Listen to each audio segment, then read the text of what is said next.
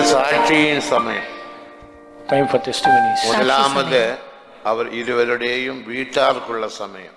முதல் சாட்சி sister Kalai Selvi. Testimonies of the family members. The first testimony, Sister Kalai Selvi. Pastor Victor மோகனுடைய elder sister, brothers daughter. ಮೊದಲಾಗಿ ಇದಕ್ಕೆ ಸಾಕ್ಷಿ ಸಮಯ. ಮೊದಲಾಗಿ ಅವರಿಬ್ಬರ ಕುಟುಂಬದವರಿಗೆ ಸೇರಿದಂತ ಸಾಕ್ಷಿ. ಮೊದಲಾಗಿ ಪಾಸ್ಟರ್ ವಿಕ್ಟರ್ ಮೋಹನ್ ಅವರ ಸಹೋದರಿ ಕಲೆ ಸೆಲ್ವಿ ಅವರಿಗೆ ಸಾಕ್ಷಿಗೆ ಅವಕಾಶವು. அடுத்த Lisi Golda. The next testimony will be from Sister Nisi Golda. ನಂತರವಾಗಿ ನಿಸಿ ಗೋಲ್ಡ್ ಎಂಬರಿ ಸಾಕ್ಷಿಯು.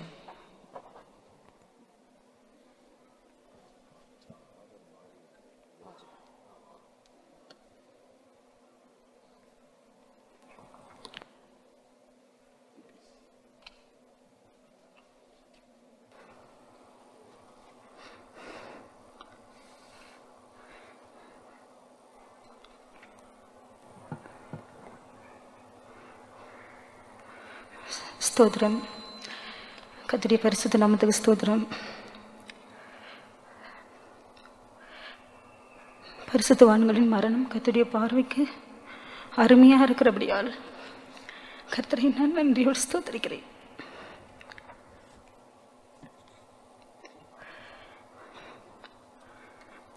இந்த மரணத்தை நான் கேள்விப்பட்டபோது என்னால் சகித்துக் கொள்ளவே முடியவில்லை. ஆனாலும் தாவீது கர்த்தருக்குள் தன்னை திடப்படுத்தி கொண்டான் என்ற வார்த்தையின்படி கர்த்தரின் அதிகமாய் பலப்படுத்தினார்.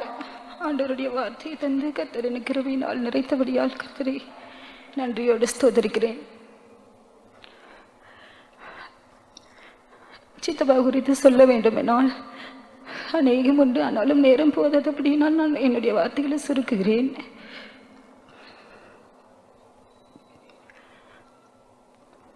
என்னுடைய சிறு வயதிலே என்னுடைய பெற்றோர்கள் சித்தப்பா பற்றி அதிகமாய் விசேஷித்த காரியங்களை என்னிடத்துல சொல்லியிருக்கிறாங்க. ஆனால் என்னுடைய சித்தப்பாவை நான் பார்க்க முடியவில்லை.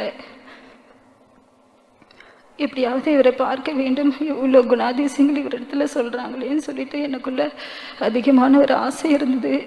என்னுடைய 10ஆம் வயதில் தான் நான் சித்தப்பாவை பார்த்தேன். அதன் பிறகு ஆண்டவருடைய அன்பை அதிகமாக ருசிக்க கர்த்தர் எனக்கு கிருபை தந்தார். அவரை முதலாவது நான் பார்க்கும்போது ஒரு தேவ சாயலை போல நான் கண்டேன். எனக்குள்ள அப்போ ஒரு எண்ணம் உண்டானது, சித்தப்பா போலேயே நாமும் மாற வேண்டும் என்றதான ஒரு எண்ணம் எனக்குள்ள அதிகமாய் தோன்றினது.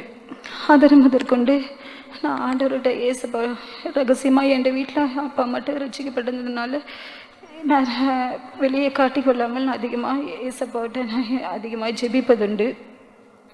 அப்பொழுது கர்த்தர் அவருடைய வார்த்தையின் மூலமாய் கர்த்தர் என்னோடு அதிகமாக இடைப்பட்டார்.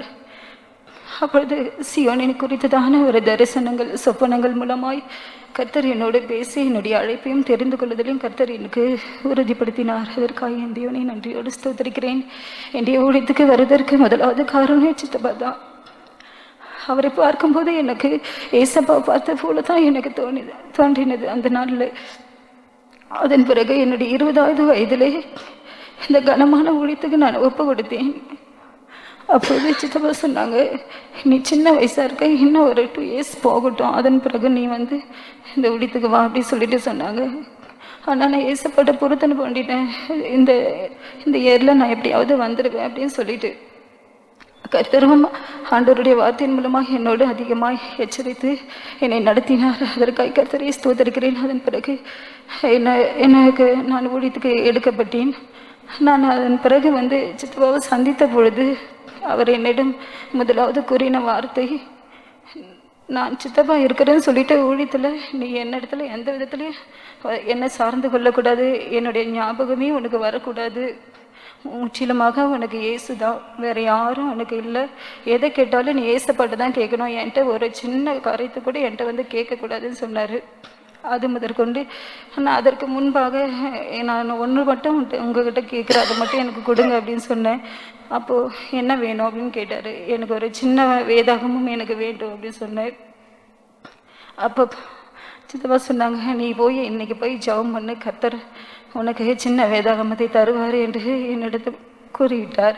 அதன் பிறகு என்னுடைய பயிற்சி முகாமில் எல்லா திங்ஸும் மாற்றுவார்கள்.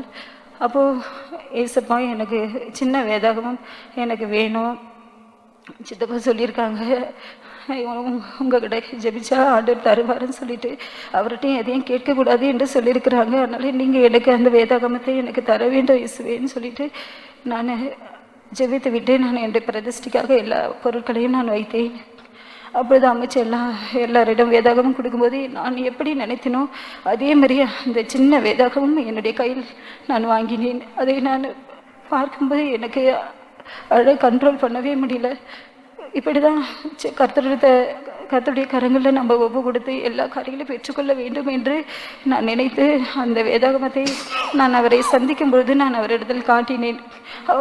அவர் ரொம்ப மிகவும் சந்தோஷப்பட்டார். இப்படி தான் நீ செய்ய வேண்டும், ஒவ்வொரு காரியத்தையும் ஏசப்பட்டு தான் வாங்கி நீ பெற வேண்டும், எந்த மனுஷர்கிட்டையோ எந்த வீட்டார்கிட்ட ஒரு திங்ஸ் கூட நீ வாங்கக்கூடாது, என்கிட்ட நீ ஒரு காரியத்தை நான் வாங்கக்கூடாது, நானும் உனக்கு கொடுக்க மாட்டேன் அப்படின்ட்டு சொல்லுவேன். அப்போ எனக்கு சொல்லி கொடுத்தார் ட்ரைனிங் பீரியடில். அது முதற்கொண்டு அவர் எனக்கு இது வரைக்கும் என்னுடைய உடுத்தின் பகுதியில் ஒரு சின்ன பின்னு கூட எனக்கு கொடுத்ததில்லை. எனக்கு பணத்தை கன்வென்ஷன் டயத்தில் என்னதில் காணிக்க கொடுப்பாரு. அந்த காணிக்க கொடுத்து விட்டுட்டு அவர் சொல்லுவார், முதலாவது நீ இதை எடுத்துக்கொண்டு நீ என்ன செய்வ அப்படின்னு கேட்பாரு. எனக்கு தெரியல அப்படின்னு சொல்லிட்டு சொன்னேன். இதை நீ கொண்டு போயிட்டு அங்குள்ள இன்சார்ஜ் பிரதர் சிஸ்டர்ஸ்கிட்ட கொடுக்கணும், அங்குள்ள சென்ட்ரல் பாஸ்டர் அம்மைச்சிட்டு கொடுக்கணும், நீ பணத்தை கையில் வைக்கக்கூடாது அப்படின்னு சொல்லிட்டு எனக்கு சொன்னார். அதன்படியே இந்நாள் வரைக்கும் கர்த்தர் பணம் என்னுடைய கையில் வைக்காதபடிக்கு கர்த்தர் என்னை மட்டுமாய் பாதுகாக்கிறார். அவருடைய ஜெப ஜீவியத்தை குறித்து சொல்ல வேண்டுமானால் எனக்கு எப்பாவது ஒரு வருஷத்தில் ஒரு 3 டைம் அப்படி எடுப்பார். அப்போ எடுத்து என்னிடத்துல பேசும்பொழுது அவருடைய வார்த்தையில் பார்க்கும்போது எந்த ஒரு அனாவசியமாக எந்த ஒரு காரியத்தையும் பார்க்க முடியாது. ஏசப்பா பற்றி மட்டும்தான் அவர் இடத்துல பகிர்ந்து கொள்வார். ஆண்டவர் என்ன பேசினாரு, நீ எவ்வளோ நேரம் ஜெபிக்கிறேன், வேதாகம் வாசிக்கிறியா, பரிசுத்தவான்களுக்கு கீழ்ப்படுகிறியா, நடந்து பாருங்களுக்கு இளைப்பாறுதலாக இருக்கிறியா, அப்படி தான் என் இடத்துல விசாரிப்பார். அப்போது நான் உனக்கு ஒரு சின்ன ஸ்டடி தரேன், இதை நீ எழுதி ஒவ்வொரு நாளும் இதை பயிற்சிக்க வேண்டும் என்று என் இடத்துல சொல்லுவாங்க. அதன்படியே நான் அவர் எப்போ ஃபோன் எடுத்தாலும் என்னுடைய கையில் ஒரு டைரியும் ஒரு பெண்ணை வச்சுப்பேன். அப்போது அந்த ஸ்டடி எல்லாமே நான் எழுதி கொள்வேன். அப்போ கர்த்தர் என்னை எப்படிலாம் நடத்துகிறாரோ அந்த பாதையை குறித்து அப்படியே அந்த வார்த்தைகளில் இருக்கும்.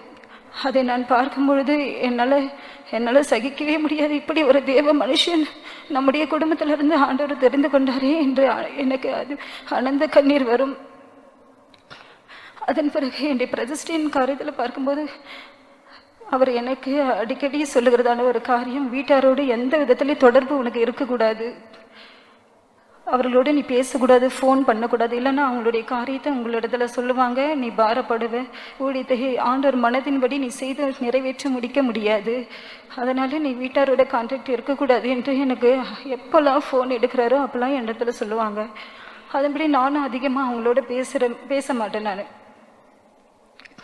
அது மாதிரி நிறைய காரியங்கள் பிரதிஷ்டையில் ஜெப காரியங்கள்லாம் எனக்கு சொல்லி தந்தார். நம்ம எதற்காக வந்திருக்கிறோம், நம்ம ஜனங்களுக்காக ஜீவனை கொடுக்க தான் வந்திருக்கிறோம். நம்ம ஜீவனை நம்ம எந்த விதத்தில் அதை சேமித்து வைக்கக்கூடாது. நல்ல ஜெபத்தில் போராடி ஜெபிக்க வேண்டும், ஆத்மாக்களுக்காக ஜெபிக்க வேண்டும். எத்தனையோ பேர் கஷ்டப்படுறாங்க, அவங்களுக்காக நீ ராக்காலங்களில் அவங்களுடைய பெயர்லாம் எழுதி வைத்து உன்னுடைய கட்டிலில் வைத்து நீர் எப்போதும் உன்னுடைய கட்டிலில் அந்த நேம்ஸ்லாம் இருக்கணும். Chief pastors names, center pastors names, believers, எல்லா ஒர்க்கர்ஸ் எல்லாருடைய நேம்ஸு நீ ஒவ்வொரு நாளும் நீ வாசித்து ஸ்தோத்திரம் பண்ண வேண்டும். தனிப்பட்ட விதத்தில் நீ இதை செய்ய வேண்டும், கர்த்தர் உன்னோடு கூட இருப்பார் என்று என்னோட பேசுவார். அவரிடத்துல பேசும்போதெல்லாம் எனக்கு பெரிய இளைப்பாறுதலை நான் உணர்ந்திருக்கிறேன். சமீபத்தில் கூட அவர் வியாதிப்பட்டார். இந்த பெங்களூர் சென்டரில் வந்து அவர் என் இடத்துல எந்த ஒரு காரியத்தை சொல்லலை. நான் பரமக்குடி கன்வென்ஷனுக்காக போயிட்டு இருக்கும்போது அங்குள்ள மதுரை சிஸ்டர்ஸ் என் இடத்துல சொன்னாங்க, பாஸ்டருக்கு முடியல, உனக்கு தெரியுமா அப்படின்னு சொல்லிட்டு. எனக்கு ஒன்றும் தெரியாதுன்னு சொன்னேன். உடனே நான் வந்து அமைச்சிட்ட பெர்மிஷன் கேட்டு சித்தப்பாவுக்கு ஒரு ஃபோன் எடுத்துக்கிற முடியல அப்படின்னு சொல்லிட்டு நான் கேட்ட பொழுது அவங்க உடனே எனக்கு எடுத்து கொடுத்தாங்க. அப்போ நான் வந்து அவரோட தொடர்பு கொண்டேன். அப்போ அவர் என் இடத்துல பகிர்ந்த ஒரு காரியம், கர்த்தர் என்னை மரணத்தை ஜெயிக்கும்படியாய் கர்த்தர் எனக்கு உதவி செய்தார் என்று இடத்துல சொன்னார். நான் உடனே சந்தோஷப்பட்டேன். அதிலேயே மறித்து போயிருந்தால் அதில் ஒரு நல்ல ஒரு சாட்சி இருந்திருக்காது. ஆனாலும் கர்த்தர் அந்த மரணத்தை ஜெயிக்கும்படியாய் கர்த்தர் உதவி செய்தார். அதற்காக கர்த்தரை நன்றியோடு ஸ்தோத்தரிக்கிறேன். அவர் போனதான அந்த பாதையில் பிரதிஷ்டை, ஜெபஜீவியம், இப்படிப்படிதான நல்ல காரியங்கள், நல்ல குணங்களை நானும் பெற்று இந்த ஊழியத்தில் சந்தோஷமாய் என்னுடைய ஊழியத்தை நிறைவேற்றி முடிக்க நீங்கள் யாவரும் ஜெபிக்குமாறு என்னுடைய சாட்சியை முடிக்கிறேன். கர்த்தருக்கு ஸ்தோத்திரம். அடுத்த சிஸ்டர் லிசி கோல்டா. சாட்சி சொல்றவங்க தயவு செய்து சுருக்கமாக சொல்லுங்க. அதுக்கு அடுத்த சண்முகம். கர்த்தருடைய பரிசுத்த ஸ்தோத்திரம். கர்த்தர் கூட இந்த நேரம் நிறுத்தினதுக்காக ஸ்தோத்திரிக்கிறேன். எனக்கு இவர் ஒரு பெரிய அப்பாவாக இருந்தார். ஆனால் ஆவிக்குரிய பகுதியில் எனக்கு ஒரு நல்ல தகப்பனாய் காணப்பட்டார். என்னுடைய ஊழியத்தின் நாட்களில் அவர் போனதான காரியங்களை குறித்து நான் கேள்விப்பட்டதுண்டு. அதிகமாக நான் அவரோடு பேசினது கிடையாது. ஆனாலும் அவர் போன பாதைகளை குறித்து நான் அதிகமாக கேள்விப்பட்டதுண்டு. அதை போனதான பாதையில் நாமும் போக வேண்டும் என்று தானே வாஞ்சியை கொண்டு அந்த சீயோனுக்கென்று நானும் அழைப்பு பெற்று ஊழியத்துக்கு, கனமான ஊழியத்துக்கு வர உதவி செய்தார். அவரோடு நான் இருந்ததான நாட்கள் மதுரையில் நான் ட்ரைனிங் முடித்து மதுரைக்கு போகவும், அவர் அங்கே வந்து 2 காலமாக மதுரையில் ஊழியம் செய்யும்போது அவரோடு கூட இருந்ததான நாட்கள் மிகவும் கொஞ்சம். அவர் அதிகமாக ஜெப காரியங்களில் உண்மையுள்ளவராகவும், அவர் எங்களுக்கு ஜெபிக்கிறதான 6 மணி ஜெபங்களை ஜெபிக்கிற வார்த்தைகள் எங்களுக்கு மிகவும் ஆறுதலாய் காணப்படும். அவர் ப்ரைஸிங்கில் உண்மை உள்ளவராக இருந்தார். முடியாத நேரத்திலும் கூட ப்ரைஸிங்கில் கனம் பண்ணக்கூடிய தகப்பனாய் காணப்பட்டார். அவர் ஜெபத்திலையும் ஜோரத்தில் இருந்தாலும் கூட வந்து 6 மணி ஜெபமானாலும் சரி, சாயந்தரம் 6 மணி ஜெபமானாலும் சரி, நைட் ப்ரைஸிங் ஆனாலும் கண்டிப்பாய் வந்து கலந்து கொள்வார். அந்த காரியத்தில் எங்களுக்கு தகப்பன் முன்மாதிரியாய் அங்கே காணப்பட்டார். இந்த லாக்டவுன் நாட்களில் நாங்கள் சோர்ந்து போனதான வேலையில் ஃபாஸ்டிங் ப்ரேயர் வைத்து அங்கே பிலீவர்ஸ்க்கு கொரோனாவில் கஷ்டப்படுற நேரத்தில் சொல்லி எங்களை ஆறுதல் படுத்தி, எங்களுக்கு உற்சாகப்படுத்தி, அவரோடும் நாங்களும் சேர்ந்து ஜெபிக்கக்கூடியதான காரியங்களை கற்றுக்கொள்ள கர்த்தர் உதவி செய்தார். அவர் போனதான பாதையில் நானும் சென்று அவரோடு கூட சீயோனில் காணப்பட நீங்கள் அவரை ஜெபிக்குமாக்கி கூட சாட்சி முடிக்கிறேன். சண்முகம். அடுத்த சிஸ்டர் செல்வி.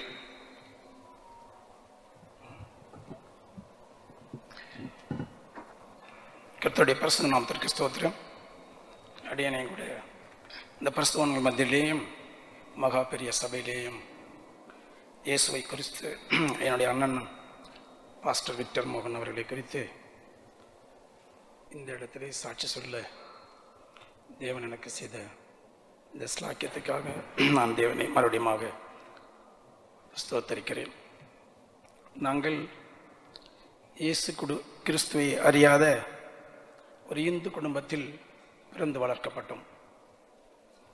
என்னுடைய தகப்பனார் அந்த ஊரிலே ஒரு பெரிய மனுஷனாக இருந்தபடியால் அங்கே இருக்கிற ஹிந்து டெம்பிள், அதில் இருக்கிற எல்லா சிலைகள், படம் எல்லாம் என்னுடைய அப்பா அங்கே வாங்கி கொடுத்தது தான். அப்போது அவ்வளோ வைராக்கியமாக இந்தியிலே நாங்கள் காணப்பட்டோம். என்னுடைய அண்ணன் கூட அப்படி வைராக்கியமாக இருப்பார். கர்த்தருக்கு ஸ்தோத்திரம். கர்த்தருடைய மகா பெரிய கிருபையினால எங்களுடைய குடும்பத்தை கர்த்தர் ரட்சித்தார். கர்த்தருக்கு ஸ்தோத்திரம். நாங்கள் 3 சகோதரர்கள். என்னுடைய பெரிய சகோதரர் அவர் சண்டே கிளாஸ் ஹெட் மாஸ்டராக இருந்து கடைசி நாட்களில் இந்த பெருங்குற்று ஒரு ஃபெய்த்தோம் இருக்கிறது, எங்களுடைய நேட்டிவ் பிளேஸ், அங்கு அவர் மரித்தார். கர்த்தருக்கு ஸ்தோத்திரம். 2வது பாஸ்டர் விக்டர் மோகன், 3வது நான். கர்த்தருக்கு ஸ்தோத்திரம். என்னுடைய அண்ணனை குறித்து சொல்ல வேண்டுமானால் இன்று பத்தாது, பல மணி, பல நாட்கள், பல மாதங்கள் நான் அண்ணனை குறித்து அதிகமாக பேசிக்கொண்டிருப்பேன். என்னுடைய அலுவலகத்தில் கூட என்னுடைய அண்ணனை குறித்து நான் சாட்சி சொல்வேன். இவர் இப்படி இருந்தார், இப்படி ஆகினார், அப்படி பல சாட்சிகள் சொல்லுவோம். இருப்பினும் குறிக்கப்பட்ட நேரம் எனக்கு கொஞ்ச காலம் கொடுக்கப்பட்டதுனால என்னுடைய சாட்சியை நான் சுருக்க விரும்புகிறேன். கர்த்தருக்கு ஸ்தோத்திரம். பள்ளி பருவத்திலே நான் என் அண்ணன் சைக்கிள் செல்வோம். என்னுடைய 3 அண்ணன்கள். கர்த்தருக்கு ஸ்தோத்திரம். என் அண்ணன் ஏற்றி கொண்டு போவார். கர்த்தருக்கு ஸ்தோத்திரம். ஸ்கூலில் எங்கள் அண்ணன் தான் கிளாஸ் ஃபஸ்ட் இருப்பார்.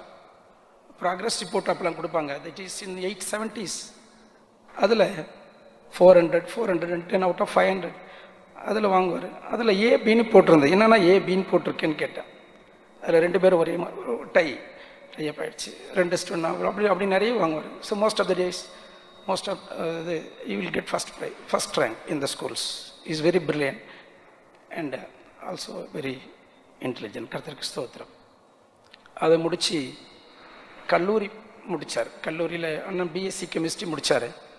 முடிச்சுட்டு வேலைக்காக ஜஸ்ட் லைக் தட். அப்போ இந்த பீரியடில் எங்களுடைய ரிலேட்டிவ்ஸ் நிறைய இருக்காங்க இங்கே பெங்களூரில். என்னுடைய சித்தி, சித்தப்பா, அக்கா, தங்கச்சி நிறைய இருக்காங்க இங்கே. ஸோ அவங்க வீட்டுக்கு வருவார். அவங்க எல்லாரும் வந்து இயேசுவை தெரிந்தவர்கள். என்னுடைய அக்கா சொன்ன மாதிரி, சாட்சி சொன்ன மாதிரி அவங்க ப்ரேயரில் உட்கார மாட்டார். அப்புறம் அவங்க கம்பல் பண்ணி உட்கார. அதுக்கப்புறம் கொஞ்சம் கொஞ்சமாக இயேசுவை பற்றி எங்கள் மாமாலாம் சொல்ல அவர் இயேசு ஏற்றுக்கிட்டார். அவரும் ஒரு 1 month எங்களுக்கு அந்த 1 or 2 months அங்கே பீரியட் முடிஞ்சு எங்கள் வீட்டுக்கு வரும்பொழுது பைபிளோடு வந்தார். வந்தபோது பைபிளை வச்சுட்டு இயேசுவை பற்றி சொல்ல ஆரம்பிச்சிட்டார். எங்களுக்கு துக்கமாக இருந்தது. அப்போது இயேசு தெரியாதனால ஏன் இப்படி நாங்கள் வேலைக்கு அனுப்பிச்சா நீங்கள் இயேசு பற்றி சொல்கிறீங்களே அப்படின்னு. என்னுடைய அண்ணன் தான் எங்கள் ஃபஸ்ட்டு கிராஜுவேட் இந்த வில்லேஜ்.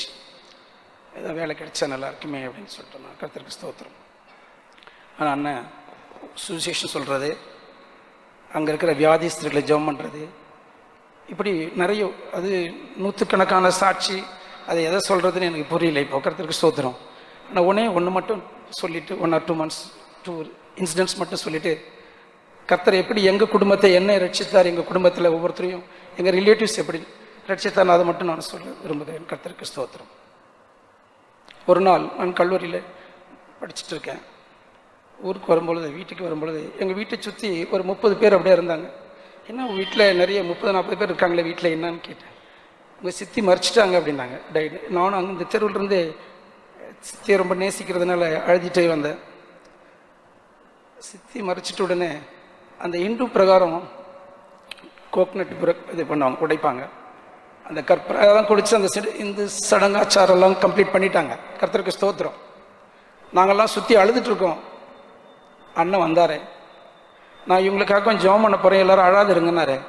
எங்களுக்கு ஒன்றும் புரியல. அப்போ நாங்கள் யாரும் ரட்சிக்கப்படல. சரி ஜெபிச்சுட்டு போட்டோம், செத்துட்டாங்க, ஜெபிச்சுட்டு போட்டோம் அப்படின்னா. அண்ணன் முட்டி போட்டு ஜெபம் பண்ணார். Within few seconds she stood up. அவங்க 6 மாதமாக அப்படியே படுத்துகிட்டே இருந்தாங்க. எல்லோரும் செத்துட்டு மறைச்சிட்டான்னு சொல்லிட்டு ஐ திங்க் இட்ஸ் 1979. ஆமாம் 79 or 80. அப்புறம் தான் நாங்கள் கொஞ்சம் விசுவாசம் வந்தது. கடவுள் இவ்வளோ நம்ம ப்ரேயர் பண்ணுறாரு, எழுந்து நிற்கிறாங்களே, எழுந்து உட்காராங்களே அப்படின்னு எனக்கு ஒரு பயங்கரமான ஒரு விசுவாசம் வந்தது. அதுக்கு முன்னாடி எனக்கு இயேசுவே பிடிக்காது. எங்களுக்கு யாருக்குமே இயேசு பற்றி தெரியாது. அதனால் எங்களுக்கு அது நம்பிக்கையே இல்லை. கண் முன்னா இதெல்லாம் பார்க்கும் பொழுது எனக்கு ரியலி ஒரு பெரிய ஒரு ஆச்சரியமாக இருக்குது. இப்படி ஒரு தேவன் இருக்காரா? ஒருத்தர் ஜெபம் பண்ணுறாரு, அதுவும் அண்ணன். வேறு யாருன்னா எனக்கு தெரியாது, மந்திரம் பண்ணுவான்னு நினைப்பேன். என்னுடைய அண்ணன் இப்படி பண்ணும் பொழுது I got very good faith in Christ Jesus. Second இன்சிடென்ட்னா, அந்த ஊரில் இன்னொரு பெரிய பணக்காரர் ஒருத்தர் இருந்தார் என்னுடைய நேட்டிவ் வில்லேஜில். அவர் நல்ல ஜாதகம் எழுதுவார்.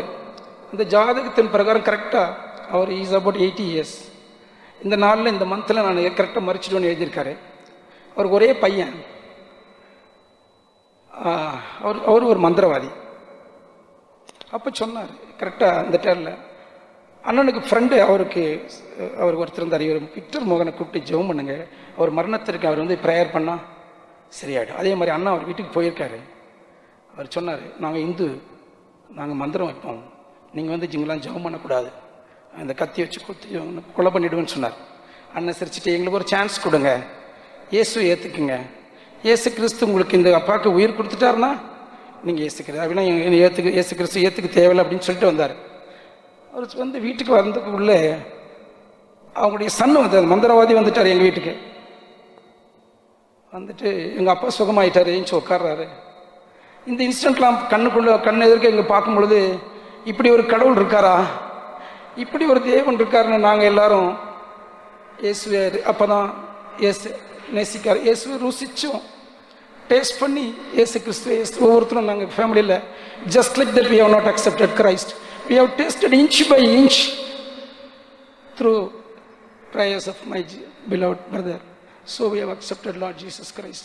Glory to God. கர்த்தர் நல்லவராக இருக்கிறார். கர்த்தருக்கு ஸ்தோத்திரம். அப்புறம் எங்கள் அண்ணனை ஊழியத்துக்கு எடுத்துட்டாங்கன்னு சொன்னார். என்ன இருந்ததுக்குள்ளேயே நான் ஊழியத்துக்கு போகிறீங்க அப்படி எனக்கு அப்போ தெரியாது. அப்புறம் அங்கே நானும் வயல்வெளியில் பேசிட்டு இருக்கோம், நானும் அண்ணனும். அப்போ ஒரு போஸ்ட்மேன் வர்றாரு. போஸ்ட்மேன் அது யாருக்கும் தெரியாது. போஸ்ட்மேன் ஒரு கவரை டெலிவர் பண்ணுறாரு. அந்த கவரை பிரித்து பார்க்கும்போது அதில் அண்ணனுக்கு ஒரு அப்பாயின்மெண்ட் ஆர்டர் வந்திருக்கு இந்தியன் பேங்க்கில் 79. அப்போ சொன்னார், தம்பி இந்த கருத்து யாருக்கும் சொல்லாதே. அப்பா அம்மாலாம் ரொம்ப துக்கப்படுவாங்க, அண்ணெல்லாம் துக்கப்படுவார். ஏன்னா இவ்வளோ நாள் பொறுத்து எனக்கு வேலை கிடைச்சிருக்கு, ஒரு இந்தியன் பேங்க் நல்ல ஜாபு. அப்போ சொன்னார், அவர் அண்ணன் சொன்னார்னா எனக்கு ஊழியத்துக்கு எடுத்தாச்சு, நான் நாளைக்கு போகிறேன், பிசாசு இன்னைக்கு இந்த ஆர்டர் கொடுக்குது அப்படி எனக்கு கண் முன்னே கிழிச்சாரு. என்ன அப்படி கிழிக்கிறீங்க? என்ன கர்த்தர் என் மூலம் ஒன்று ஆசீர்வதிப்பார். கர்த்தருக்கு ஸ்தோத்திரம். இது பிசாசு கொடுக்குற ஆசீர்வாதம் தேவையில்லை. நான் ஊழியத்துக்கு போனால் குடும்பத்துக்கு ஆசீர்வாதம் இருக்கும், இந்த ஊருக்கு ஆசீர்வாதம், மக்களுக்காக ஆசீர்வாதம் இருக்கும், ஆத்மாவை பாதுகாப்பு. அவர் நிறைய பேசினார், எனக்கு அப்போ புரியல. உபதேசம் நிறைய சொன்னார். கர்த்தருக்கு ஸ்தோத்திரம். இப்படியா ஸ்டெப் பை ஸ்டெப்பாக நாங்கள் குடும்பத்துக்கு, எங்கள் குடும்பம் எல்லாரும் கிறிஸ்துக்குள் வர எங்கள் அண்ணன் ஒரு எக்ஸாம்பிளாக இருந்தார். கர்த்தருக்கு ஸ்தோத்திரம். எந்த சாட்சி சொல்கிறது எதுன்னு தெரியல, நிறைய சாட்சி இருக்குது. எங்களுக்கு என்னெல்லாம் பிரச்சனையோ கஷ்டமோ எதெல்லாம் வரும்பொழுது நான் அண்ணனை தான் ஜீசஸ் தான் நினச்சிட்டு இருப்பேன். ஏன்னா இவர் கடவுள் கூட இருக்கிறதுனால இவர் தான் எனக்கு ஸ்ட்ரெயிட்டாகவே whatever he speaks God will hear. So I have very close connection with him. Though he is away from my house every now and then I used to remember my brother only instead of Christ. அதனால என்ன கர்த்தர் எடுத்துட்டாருன்னு தெரியல. ஏன் நீ உன் பிரதரை நினைச்சிட்டு இருக்க, நீ ஏசாமி என்ன நினைக்கலையேன்னு எடுத்துட்டாருன்னு சமயத்தில் ஃபீல் பண்ணுவேன். கண்டவரே அண்ணனை அதிகமாக நேசிச்சுட்டு இருந்தேன், அதனால எடுத்துட்டியோ. சாரி சோத்ரம். அண்ணன் எனக்கு ஆவிக்குரிய விதத்தில் ரொம்ப யூஸ்ஃபுல்லாக இருந்தார். பரிசுத்தவான்களை பற்றி சொல்லுவார், ஜெய ஜீவியத்தை பற்றி சொல்லுவார். நான் ஏதாவது பிரச்சனைன்னு சொல்லும் பொழுது, ப்ராப்ளம் சொல்லும் பொழுது அவர் தேவ வசனத்தை பேச ஆரம்பிச்சிடுவார். ஸ்தோத்திரம் சொல்லிட்டே இருன்னு சொல்லுவார். கர்த்தர் எல்லாத்தையும் ரிலீஸ் பண்ணி ஒன் ஹவர் ஒரு 100,000 ஸ்தோத்திரம் சொல்லு அப்படின்வார். நீ தனியாக இருந்து ஜெபம் பண்ணுன்னுவார். அது ஒவ்வொரு ஸ்டெப் பை ஸ்டெப்பாக எங்கள் அண்ணன் எங்கள் லைஃப்பில், எங்களுடைய ஃபேமிலி லைஃப்பில், எங்கள் குடும்பத்தையே அவர் ஆறுதலாக இருந்தார். இந்த சென்ஸ் எதெல்லாம் நாங்கள் அவரை டிஸ்டர்ப் பண்ண மாட்டோம், அவரும் பேச மாட்டார். ஏதாவது எக்ஸ்ட்ரீமாக எங்களால், அவருக்கு தெரியும் ஊழியத்தில் இருக்கார், அதுலேயும் நிறைய ஊழியத்தில் நிறைய காரியங்கள் இருக்கும். அதனால் we will not disturb him at all. very rarely will disturb. அந்த ஏதாவது டிஸ்டர்ப் பண்ணும்பொழுது ஒரு பெரிய ஆறுதலாக இருக்கும், அது உடனே சால்வ் ஆகிடும். அதனால் என்ன ரொம்ப தெய்வ சுகத்தை பற்றி சொல்லுவார். அவருக்கு என்ன சின்ன கஷ்டங்களும் இது வரைக்கும் எங்களுக்கு சொன்னதில்லை. அவருக்கு யார் மூலம்லாம் தெரியும் அண்ணனுக்கு இப்படி ஆயிடுச்சு, through somebody else will tell. அது மாதிரி இது ஊழியத்தில் இது வரைக்கும் இந்த 40 வருஷத்தில் கர்த்தருக்கு ஸ்தோத்திரம் ஊழியத்தை பற்றி ரொம்ப மேன்மையாக சொல்லுவார். அவருடைய இந்த ஜீவியத்தை பற்றி ரொம்ப மேன்மையாக சொல்லுவார். உபதேசத்தை பற்றி மேன்மையாக சொல்லுவார். பரிசுத்தவான்களை பற்றி மேன்மையாக சொல்லுவார். இது மாதிரி ஒரு ஊழியம் உலகத்திலே இல்லை அப்படின்னு சொல்லுவார். கர்த்தருக்கு ஸ்தோத்திரம். எங்கள் அண்ணன் மூலம் எல்லாத்தையும் நாங்கள் இயேசு கிறிஸ்துவை பற்றி தெரிஞ்சிட்டோம். அதுக்கு எங்கள் அண்ணன் ஒரு இன்ஸ்ட்ருமெண்ட்டாக இருந்தார். கர்த்தருக்கு ஸ்தோத்திரம். என்னுடைய வேலையை குறித்தோ என்னுடைய பிள்ளைகளை காரியங்களை குறித்தோ நாங்கள் எதுக்கும் கவலைப்பட்டதில்லை. ஏதாவது ஏசாமிட்ட சொல்லுவோம், அண்ணன் எனக்கு சொல்லி கொடுத்துருக்காரு, நீ எதையும் யாரையும் கேட்கக்கூடாது, உனக்கு ஏதாவது தேவைப்பட்டுச்சு நான் முட்டி போட்டு ஜெபம் பண்ணுவார். Yes, God has proved everything in my life. Thank you very much. கிறிஸ்தவர்களுடைய கிருபை அவர் மூலம் இருந்தது. கிறிஸ்தவர்கள் கனிவாக இருந்தாங்க. அதனால் இந்த ஊரில் இருக்கிற ஜனங்கள்லாம் ரட்சிக்கப்பட்டாங்க. கர்த்தருக்கு ஸ்தோத்திரம். அண்ணன் சென்ற வழியில் அண்ணன் ஜீவியத்தை, அந்த பொறுமை, ஜெப ஜீவியம், அந்த கான்சிக்ரேட்டட் லைஃப், டெடிகேட்டட் லைஃப், ஒரு செகண்ட் பேசிட்டு உடனே போயிடுவார். அவ்வளோதான்.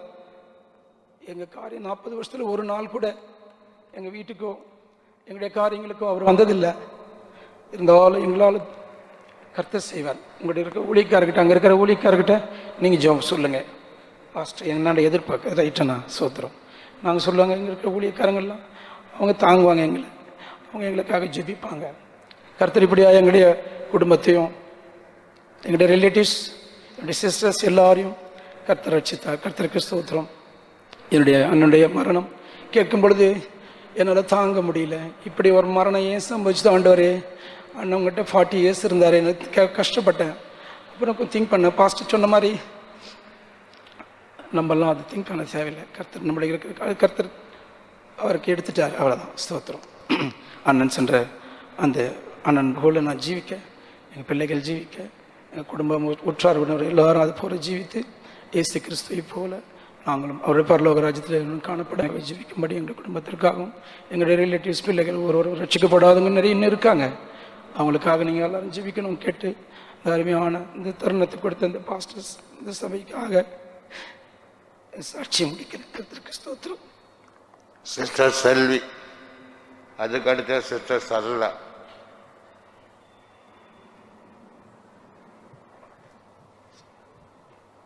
கர்த்தருடைய பரிசுத்த நாமத்திற்கு ஸ்தோத்திரம். கர்த்தர் இந்த மகா பெரிய சபையிலே என்னை ஒரு சாட்சியாக நிறுத்தின கிருபிக்கா அவரை நான் ஸ்தோத்திரிக்கிறேன். விசேஷமாக பாஸ்டர் விக்டர் மகன் பாஸ்டர் பற்றி சாட்சி சொல்ல தந்த கிருபிக்காக ஸ்தோத்திரிக்கிறேன்.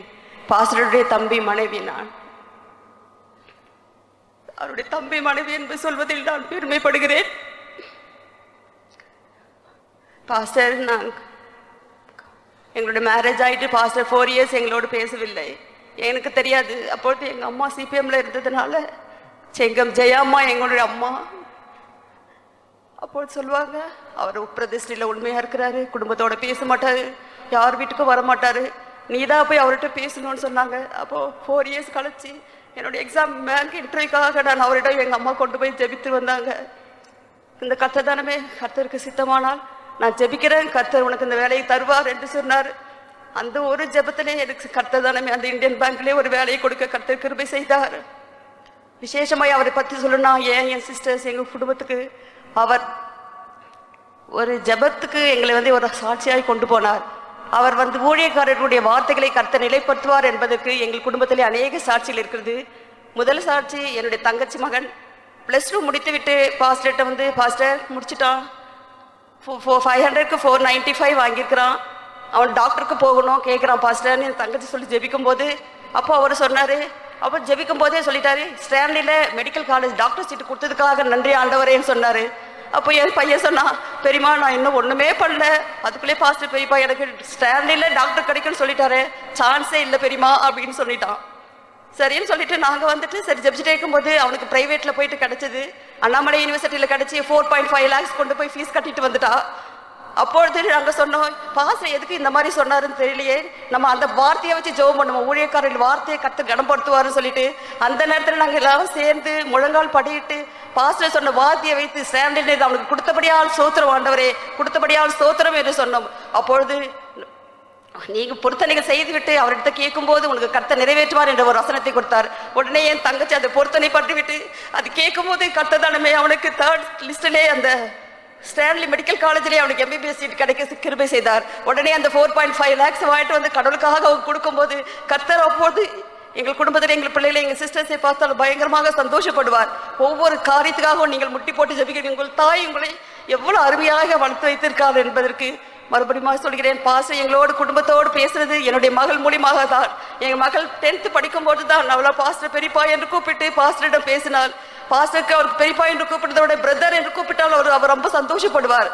ஆனால் எங்கள் மற்றவங்களாம் சொல்லிதான் என் டாக்டர் ஃபர்ஸ்ட் என் மகள் அவரை பெரியப்பா என்று கூப்பிட்டார். அப்பொழுது அவள் மூலியமாக தான் எங்கள் குடும்பத்திலே பாஸ்டர் எங்களோடு பேச ஆரம்பித்தார். எங்கள் வீட்டுக்கு வரமாட்டாங்க, என்னுடைய தாத்தா மாமனார் மாமியார் இருந்தாங்க, அவர்களை பார்க்கல, டெத்துக்கு வரல, எல்லாரும் சொல்லுவாங்க உங்கள் மகன் வரவில்லையான்று. ஆனால் அவர் ஒருத்தருக்கு பதிலாக 10 பேரை அனுப்புவார். எல்லா பாஸ்டர்ஸ் பிரதர்ஸ் சிஸ்டர்ஸ் எல்லாரும் எங்கள் தாத்தாக்கு மாமனாருக்காக ஜெபிப்பாங்க. அப்போது சொல்லுவாங்க, உங்களுக்கு ஒரு மகன் இல்லைனாலும் நாங்கள்லாம் இருக்கிறோம்னு சொல்லிட்டு எப்படி தான் பாஸ்டர் மற்ற விஷயத்தை கேட்டு தெரிந்து கொள்வார். கர்த்தர் ஒவ்வொரு காரியத்துக்காகவும் நாங்கள் கேட்கும்போது முதலில் உங்களுடைய பிரதர்கிட்ட உங்கள் சிஸ்டர்கிட்ட ஃபர்ஸ்ட் அங்கே போய் சொல்லிட்டு தான் எங்ககிட்ட வரணும்னு சொல்வார். எதுவுமே நாங்கள் டைரக்டா அவர்கிட்ட ஃபர்ஸ்ட்ல போக மாட்டோம், சொல்லிவிட்டு போகும்போது தான் அவர் சந்தோஷப்படுவார். அது மாத்திரமல்ல, எங்க அம்மா வியாதியா இருக்கும்போது 3 நாள் சாப்பிடாமல் பேசாமல் இருந்தாங்க. அப்போ வியாதிக்கு சுகம் கொடுக்க தேவன் பாஸ்டர் எனக்கு தெரியும். பாஸ்டர் ஜெபத்தை கேட்டு எங்க குடும்பத்துல நிறைய வியாதிகள் நிறைய சுத்தமா இருக்குது. சரி கடைசி நேரத்துல பாஸ்டர் ஜெபிப்போன்னு சொல்லிட்டு கேட்கும்போது பாஸ்டர் ஜெபித்து போராடி எங்க அம்மாவை பேச வச்சார். அப்போ எங்க அம்மா சொன்னாங்க, பாஸ்டர் நான் 3 நாள் சாப்பிடாம பேசாம இப்படியே போயிடணும்னு நினைச்சேன், ஆனா நீங்க ஜெபம் பண்ணி என்ன பேச வச்சுட்டீங்க பாஸ்டர்னு சொன்னாங்க. அந்த பாஸ்டரோட பேச்சை போட்டு ஆடியோ எடுத்து நாங்கள் டெய்லி அந்த ரெக்கார்டு போடும்போது எங்க அம்மா சாப்பிட ஆரம்பித்தார்கள். கர்த்தருடைய பரிசுத்த நாமத்திற்கு ஸ்தோத்திரம். கர்த்தர் தானவே இதற்கும் பாஸ்டருடைய அடக்க ஆராதனைக்கு வந்திருக்கும் போது எப்போதுமே பாஸ்டர் இந்த ஃபோன் வராது, எப்பாவது வரும். அப்போ சந்தோஷப்படுவோம் நாங்க. அன்னைக்கு பாஸ்டர் எனக்கு ஃபோன் வந்தது, அன்னைக்கு சாட்டர்டே நாங்கள் லீவா இருக்கிறதுனால தம்பி எங்க இருக்கிறான் அப்படின்னு கேட்டார். ஸோ தம்பி பாஸ்டர் அவர் கிளம்பிட்டு இருக்கிறாரு, அங்கே டெத்துக்கு அங்கே அடையார் வராரு பாஸ்டர். ஓ சரி சரி நானும் அங்கே தான் போகிறேன்னு சொன்னார். அப்போ பாஸ்டர் பார்த்துட்டு 5:30க்கு அவரை அனுப்பிச்சிட்டு பாஸ்டர் இவரு வீட்டுக்கு வந்தார். சரின்னு சொல்லிட்டு அப்போ எனக்கு மனசுக்குள்ள தோணுச்சு, ஐயோ பாஸ்டர் வந்து போறாரு பேசலாமேன்னு சொல்லிட்டு. அப்போ கரெக்டாக 8:30 8:15 இருக்கும் நான் ஃபோன் எடுத்தேன். பாஸ்டர் கொஞ்சம் நல்லா பேசிட்டே வந்தார். அடக்க ஆராதனை பற்றி சொன்னார், ஜெபத்தை பற்றி சொல்லிட்டு அப்புறம் இந்த பிள்ளைகளை பற்றி அப்போ தான் எங்களை கேட்டார். என் பையன் இப்போ எம்எஸ் படிச்சுட்டு இருக்கிறான், அவனை பற்றி கொஞ்சம் கேட்டார். அவனு நல்லா கர்த்தர் அவனுடைய வாஞ்சியா அறிந்தார், கர்த்தர் அவளுக்கு நல்லது செய்தாருட்டு. பாஸ்டர் இவ்வளோ நாள் கேட்காம இன்னைக்கு கேட்குறீங்கன்னு சொல்லிட்டு ரொம்ப நான் சந்தோஷப்பட்டேன். அப்படியே தங்கச்சி கூட பேசிட்டு இருந்தாரு, அவ்வளோ நேரம் பேசிட்டு நாங்கள் வச்சோம். திரும்ப அவ்வளோதான். அதுக்கப்புறம் என் ஹஸ்பண்ட் 9:28க்கு ஃபோன் பண்ணாரு, எடுக்கல. 10:30க்கு ஃபோன் பண்ணாரு, எடுக்கல. 12:15க்கு ஃபோன் பண்ணும்போது அது அவுட் ஆஃப் ஆர்டர்னு வந்துருச்சு. அப்போ வந்து ஒரே கவலையாயிடுச்சு. எப்பவுமே போய் ரீச்டுன்னு மெசேஜ் கொடுப்பாரு, ஏன் ஃபோன் வரலன்னு கோயம்புத்தூர் இருக்கிற என் டாக்டர் ஷீபா கிட்ட சொன்னோம். ஷீபா நீ அப்பா பெரியப்பாக்கு ஃபோன் பண்ணி கேட்டு சொல்லு, ஏன்னா அவன் மெசேஜ் கொடுப்பாளேன்னு சொல்லிட்டு சொன்னோம். ஆனாலும் எந்த ரிப்ளையும் வராதனால எங்களுக்கு ஒன்றுமே புரியல. ஒரு 1 இருக்கும். எங்களுடைய மாமன் மகன் பாஸ்டர் சாம்சன் பாஸ்டர் திருச்சியில் இருக்கிறான்.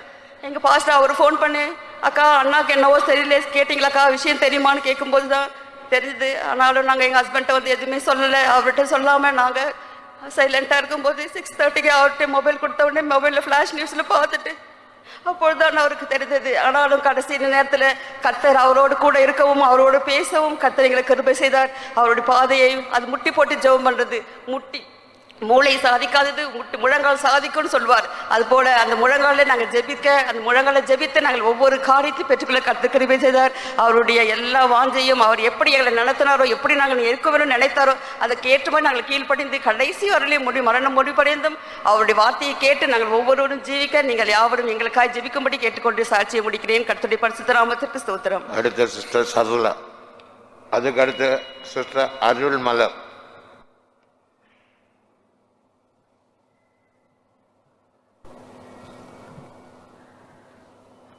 கர்த்தருடைய பரிசுத்த நாமத்துக்கு மகிமை உண்டாவதாக.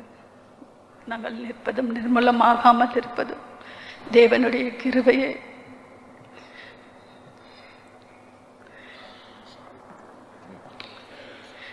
சித்தப்பா எனக்காவது விக்ரமகன் பாஸ்டர்,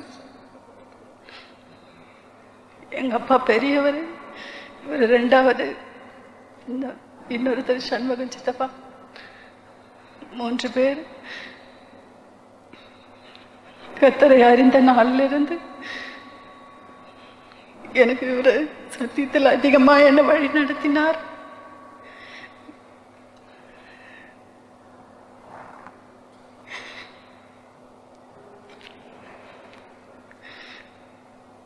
ஃபோன் பண்ணி கேட்கும்போது கூட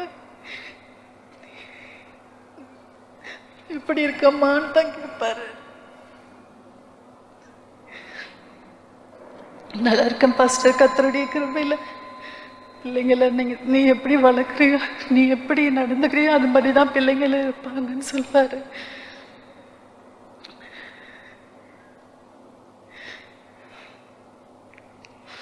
பிள்ளைங்களை வந்து நீ நல்லா நடத்தணும், சத்தியத்தில் தான் வழி நடத்தணும்னு வேறு. இப்படி காலையில் எழும்பி சோத்திரம் பண்ணணும் பசங்களுக்காக, நீ தூங்கக்கூடாதுன்னு சொல்லுவார். விழித்திருந்து ஜெபிக்கணும், குடும்பத்துக்காக ஜெபிக்கணும்னு சொல்வார்.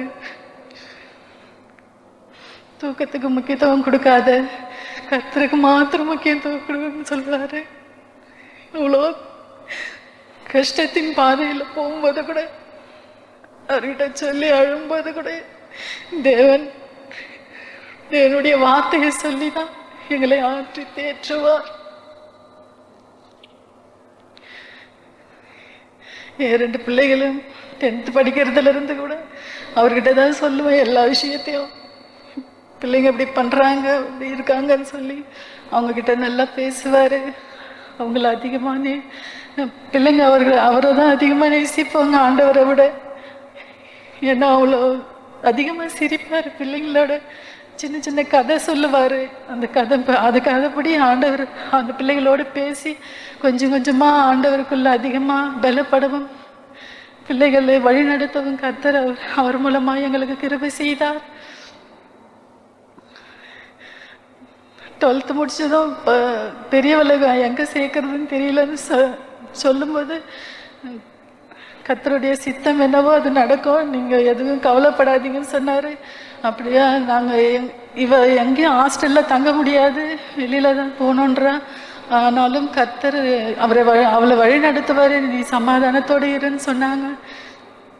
அப்படியா, நாங்கள் வேலூரில் ஊழியம் செஞ்சுருக்கும் போது அப்பொழுது இவளையும் கொண்டுன்னு போய் வேலூரில் காலேஜில் சேர்த்தோம். அப்படியா, அவரை தான் சார்ந்திருப்பார், கர்த்தரை சார்ந்திருக்க மாட்டார். எது வந்தாலும் அவருக்கு ஃபோன் பண்ணி எனக்கு இப்படி இருக்கு ஹாஸ்டலில் அப்படின்னு சொல்லுவாள். தைரியமாக இருக்கணும், கர்த்தரை தான் ஒன்று நடத்துவார். நீ கர்த்தரை ஜெபிக்கணும். தனியாக இருக்கும் போது ஜெபம் தான் உனக்கு ஆறுதல் தரும். ரொம்ப அழுதா எங்களை விட்டு பிரியிறாரு என்று ஒரே ஆட எங்களால தாங்க முடியல.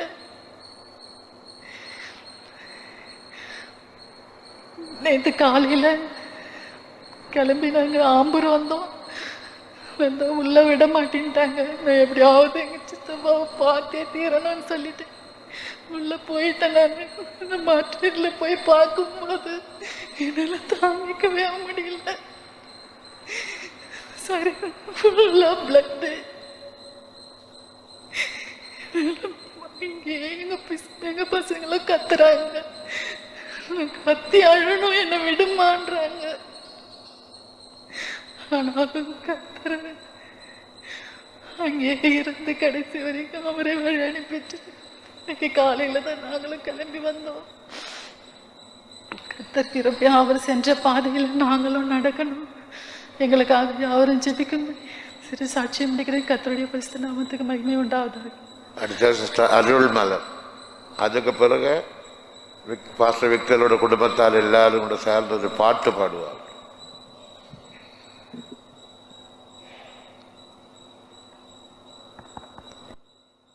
கர்த்தருடைய பரிசுத்த நாமத்துக்கு ஸ்தோத்திரம்.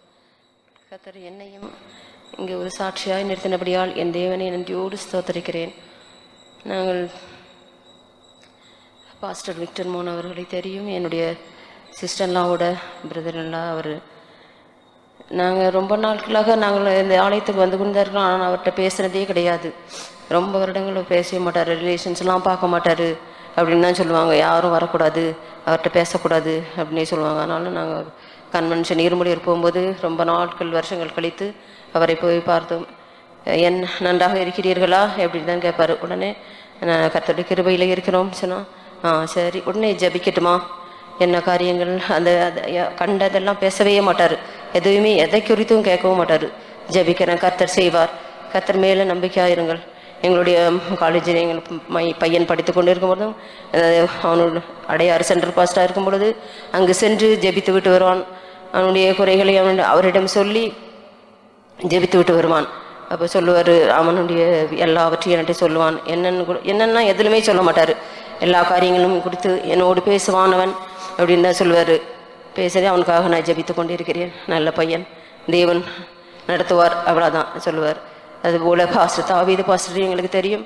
திருவண்ணாமலையில் ஊழியம் செய்யும் பொழுது நாங்கள் அங்கே செல்வோம், அங்கே பார்த்துருக்கிறோம். அவரும் ரொம்ப அன்பாக எங்களோட நல்லா இருக்கீங்களா, ஸ்தோத்திரம், நல்ல சிரித்த முகத்தோடு அமைதலான ஒரு சாந்த குணம் உள்ள ஒரு முகத்தை நாங்கள் பார்க்க முடியும். அவருடைய பிரசங்கங்கள் எல்லாம் நாங்கள் கேட்டு எவ்வளோ நாங்கள் எங்களுடைய பகுதிகளிலே தெரிந்திருக்கிறோம். இப்பொழுதும் நாங்கள் வரும்பொழுது கூட அவருடைய பாஸ்டரோட பிரசங்கத்தை கேட்டுக்கொண்டே வந்திருக்கும் பொழுது எப்படி உங்களை கனம் பண்ணுவார்னு சொன்னால் தாழ்மையாக இருக்க வேண்டும். தாழ்மையை தான் தேவன் விரும்புவார். அந்த முழு இதுவரையுமே அந்த தாழ்மை. அப்பொழுது நான் யோசித்தேன், ஏசப்பா, நாங்கள் அந்த ஒரு தாழ்மையை கூட அணிந்து கொள்ளவில்லையே. எப்போது வந்தாலும் நாங்கள் எங்களுக்கு கோபம் வந்தாலும் நாங்கள் உடனே பேசி விடுகிறோம். ஒரு மனத்தாழ்மை இல்லையே. இன்னும் நாங்கள் திருந்தணுமே ஏசப்பா. இவ்வளோ வயதாகியும் எவ்வளோ பிரசங்கம் கேட்டும் நாங்கள் திருந்தாதவர்களாக இருக்கிறோமே. எங்களுக்குள்ள அந்த ஒரு குணத்தை தாரும். எல்லாவற்றையும் விட்டு இனி பாடல்களையும் அந்த பிரசங்கத்தையும் கேட்டுதான் நாம் ஜீவிக்க வேண்டும் என்று என் இருதயத்தில் தேவன் என்னோடு பேசிக்கொண்டே இருந்தார். கர்த்தருடைய நாமத்துக்கு ஸ்தோத்திரம். அது மாத்திரமல்ல, அவருடைய மகள் ஒரு சாட்சி அனுப்புகிறாள், அதையும் நான் படிக்கிறேன். Praise the Lord. Due to some situations, I am unable to make it to Bangalore and currently in Coimbatore. I knew I had to testify about my Peripa in his funeral, but never even in my dreams. I realized that it would come this much soon. I can surely say that I received everything from God only because He left everything for God. My testimony is going to be huge, and I had spent too much time with my Peripa. He was not just a father figure to me, but much more than that. He was my confidant, my best friend. I used to share each and everything with him.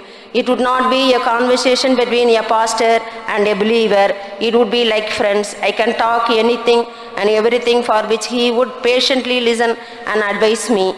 Till 15 years of my age, I did not have much connection with him. I just knew him as my father's elder brother who ministers the Lord. Till then even he had not spoken too much or been close with any of the family members. But during my 10th standard, I grew closer to him. For all of my exams, he would earnestly pray for me and told me that I should remove my jewels if I get school first.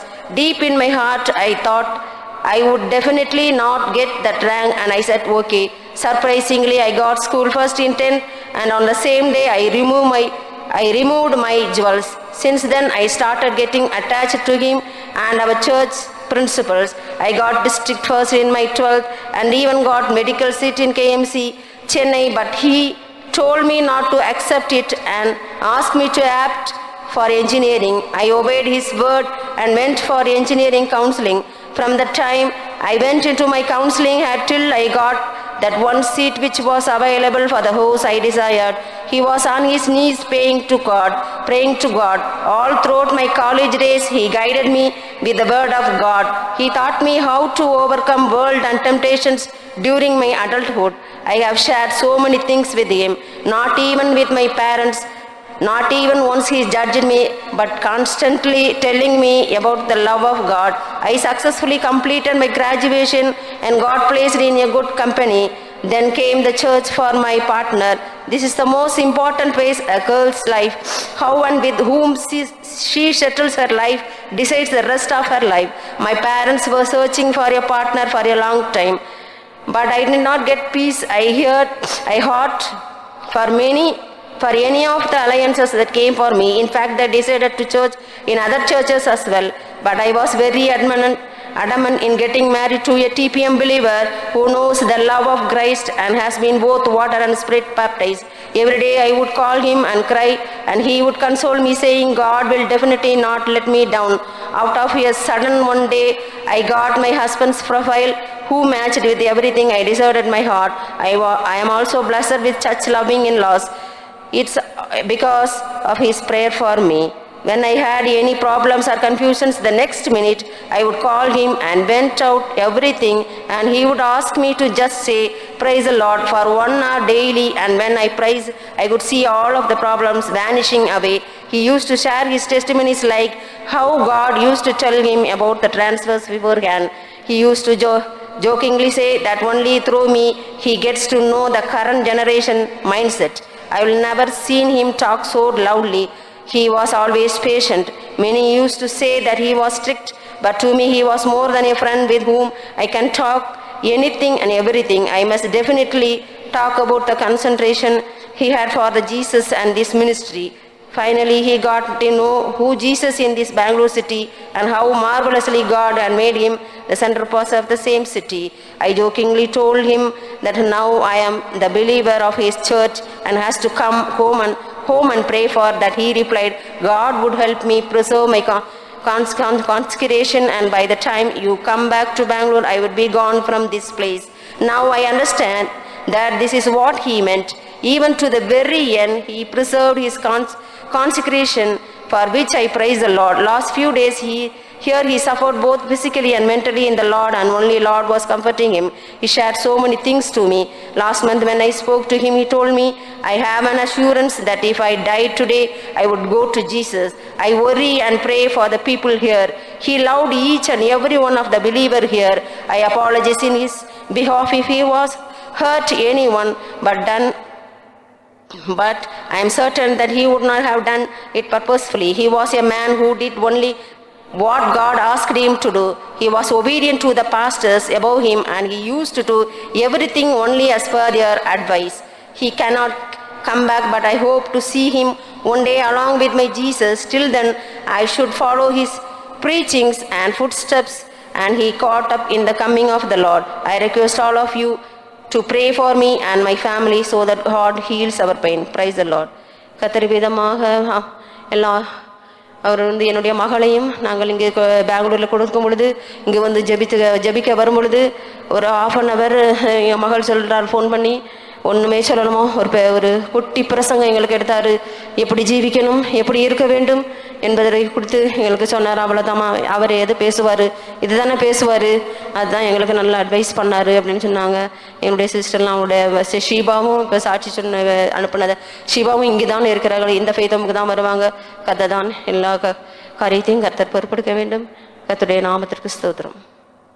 பாட்டு அதுக்கு பிறகு நம் மகிமைக்குள் பிரவேசித்த pastor தாவீதினுடைய வீட்டார் சாட்சி சொல்லுவார்கள். முதல் சாட்சி brother Yesudas.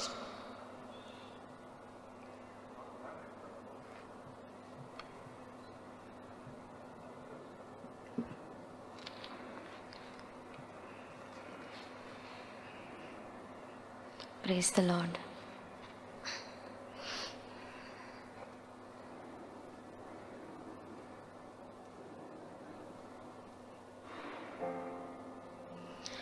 அழகாய் நிற்கும் யார் இவர்கள், திரளாய் நிற்கும் யார் இவர்கள்,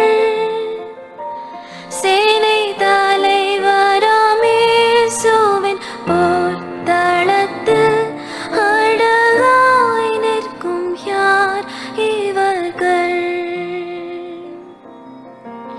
ஒரு தாளந்தோ 2 தாளந்தோ 5 தாளந்தோ உபயோகித்தோ, சிறிதானதோ பெரிதானதோ பெற்ற பணி செய்து முடித்தோர் அழகாய் நிற்கும் யார் இவர்கள்,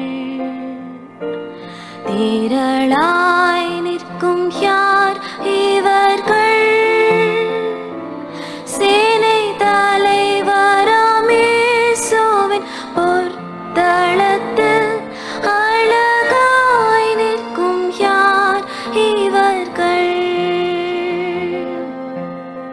காடு மேடு கடந்து சென்று கர்த்தர் அன்பை பகிர்ந்தவர்கள், உயர்வினிலும் தாழ்வினிலும் ஊக்கமாக ஜெபித்தவர்கள், அழகாய் நிற்கும் யார் இவர்கள்,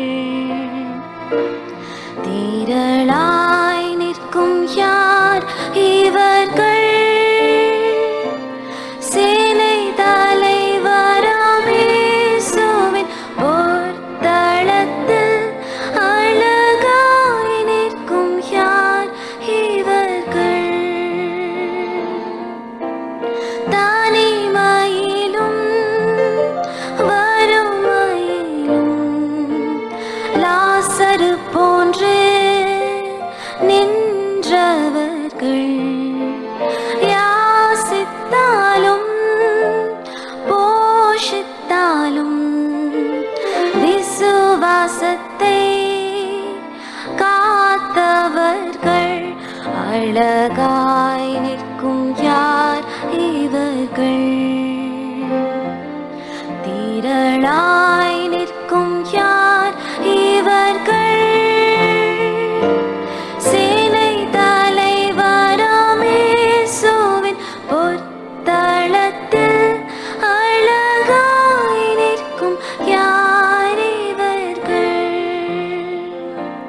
சேனை தலைவராம் இயேசுவின் பொற்தளத்து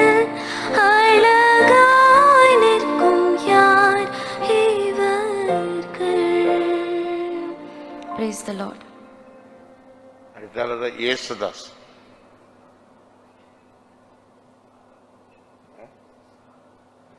தாவீதின் குடும்பத்தை சார்ந்தவர்.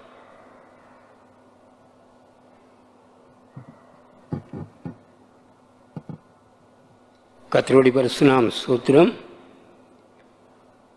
இந்த வேளையில் கூட தேவன் எனக்கு கூட சாட்சி சொல்ல தேவன் தந்ததான கிருபைகளுக்காக நன்றியோடு ஸ்தோத்திரிக்கிறேன்.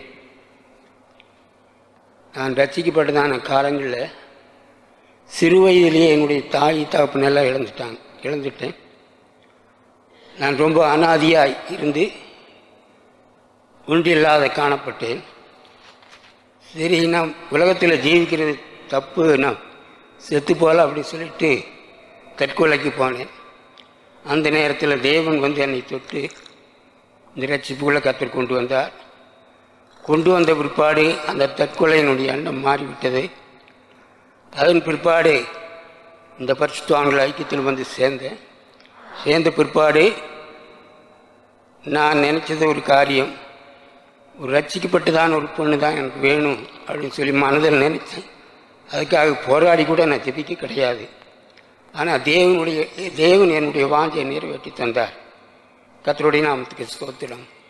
அப்படிப்பட்டதான சூழ்நிலையில் இருக்கும்போது தான் தாவீதின் குடும்பத்தில் கூட எனக்கு ஒரு இடம் கிடைச்சது என்று சொன்னது போல் எங்கள் மாமனார் குடும்பத்தில் 6 பேர், பசங்க 6 பேர், பொண்ணுங்க 6 பேர்.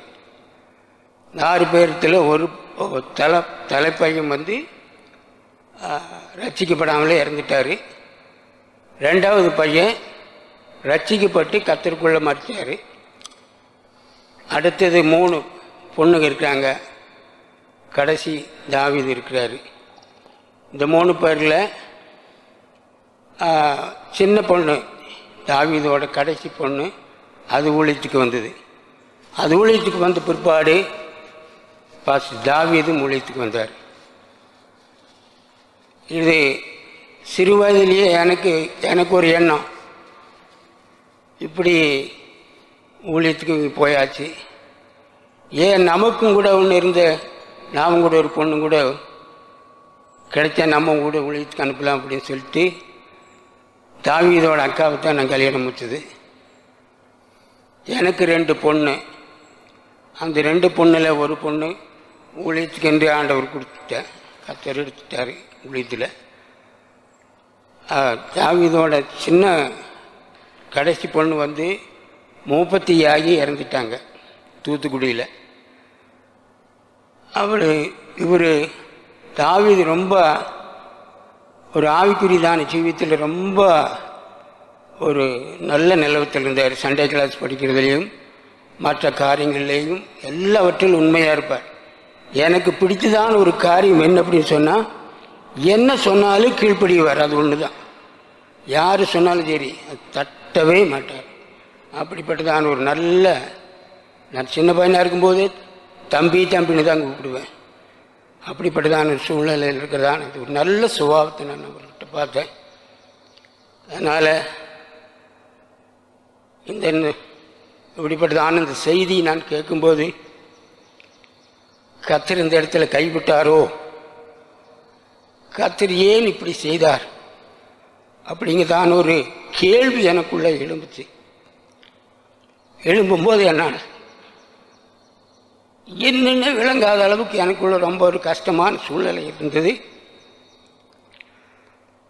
அப்போது சரி, இது தேவனுக்கு ஏதோ ஒரு நோக்கம் இருக்குது, அதனால தான் இப்படி நடந்திருக்குது, தேவனுக்கு தெரியாது நம்மளுக்கு தெரியாது அப்படின்னு சொல்லிட்டு நான் சோத்திரம் பண்ணி விட்டுட்டு, நேற்று அந்த செய்தி கேட்ட உடனே அங்கேருந்து நாங்கள் கிளம்பி வந்தோம். கர்த்தருடைய நாமத்துக்கு ஸ்தோத்திரம்.